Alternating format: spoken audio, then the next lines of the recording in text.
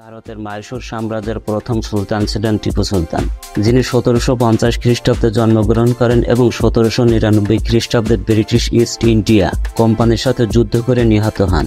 তিনি তার শৌর্য বীর্যের কারণে শেরে মাহিসুর বা মাহিসুরের বাঘ নামে পরিচিত ছিলেন।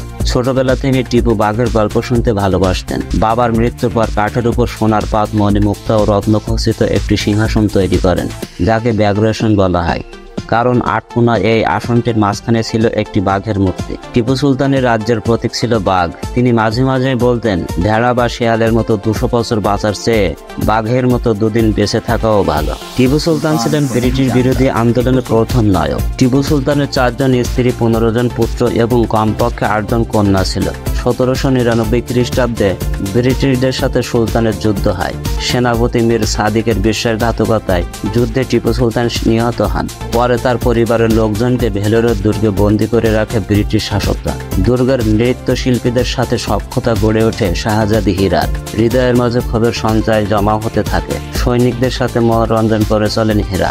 রূপে গুণে নাচে গানে মাতিয়ে রাখেন দুর্গ। 1806 সালে দুর্গে একটি বিদ্রোহ সংগঠিত হয়। সেই বিদ্রোহে দুর্গের ভিতর ও বাহিরে অনেক ইংরেজ সৈন্য নিহত হয়। এমন ঘটনা ইংরেজদের মধ্যে চরম ক্ষোভের সঞ্চয় করে। ইংরেজরা ওই সময় আক্রমণ চালিয়ে ব্যাপক হত্যাকাণ্ড চালায়। হীরা সহ 6 শতাধিক মানুষকে হত্যা করে। টিপু সুলতানের পরিবারের এক অংশকে কলকাতায় পাঠিয়ে দেওয়া হয়, আর যারা নিহত হয় তাদেরকে টিপু সুলতান গ্রান্ড মসজিদ প্রাঙ্গণে সমাহিত করা হয়। এভাবে হত্যা, রক্ত আর বিভক্তের ক্ষত নিয়ে টিপু সুলতানের বংশধরেরা ধুকে ধুকে নিঃশেষ হয়ে যায়, ইতিহাস থেকে হারিয়ে যায়। তো বন্ধুরা, আজ এ পর্যন্ত। দেখা হবে নতুন কোনো এপিসোডে। আশা করি তত সময় ভালো থাকবেন। ইনশাআল্লাহ। আল্লাহ হাফেজ।